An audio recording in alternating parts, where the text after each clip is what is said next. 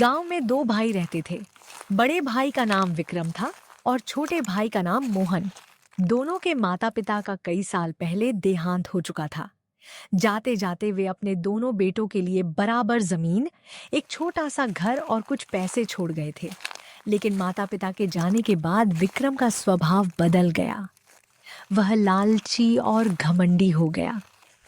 एक दिन उसने मोहन से कहा, मोहन, तुम छोटे हो, खेती बाड़ी तुम्हारे बस की बात नहीं। सारी जमीन मैं संभालूंगा। तुम कहीं और जाकर अपना काम देखो। भैया, पिताजी ने तो सब कुछ बराबर बांटा था।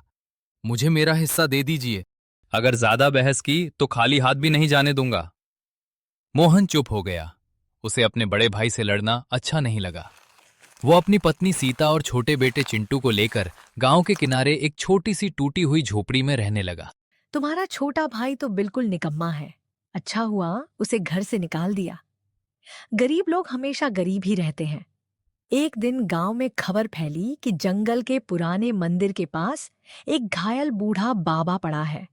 लोग देखने तो गए लेकिन किसी ने उसकी मदद नहीं की। सबको डर था कि कहीं कोई मुसीबत ना आ जाए। मोहन भी उधर से गुजर रहा था।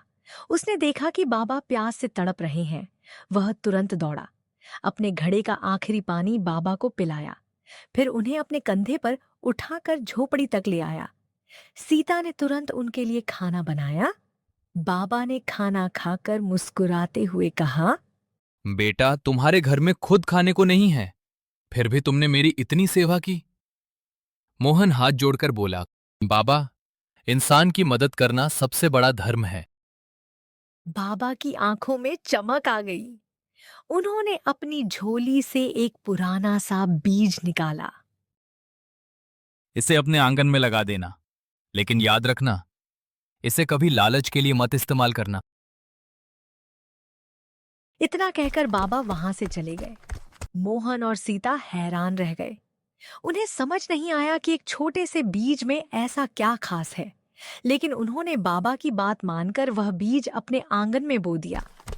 अगली सुबह जब मोहन उठा तो उसकी आंखें फटी की फटी रह गईं। जहां बीज बोया था वहां रात भर में एक हरा भरा पेड़ उगाया था और उसकी डालियों पर सोने जैसे चमकते हुए फल लटक रहे थे। मोहन और सीता एक दूसरे को देखकर आश्चर्य में पड़ गए। उन्हें बिल्कुल अंदाजा नहीं था कि उनकी जिंदगी अब हमेशा के लिए बदलने वाली है। धन्यवाद मेरे प्यारे बच्चों, हमारी कहानी को अंत तक देखने के लिए। अगर आपको यह कहानी पसंद आई हो तो वीडियो को लाइक करें, शेयर करें और हमारे चैनल को सब्सक्राइब करना न भूलें।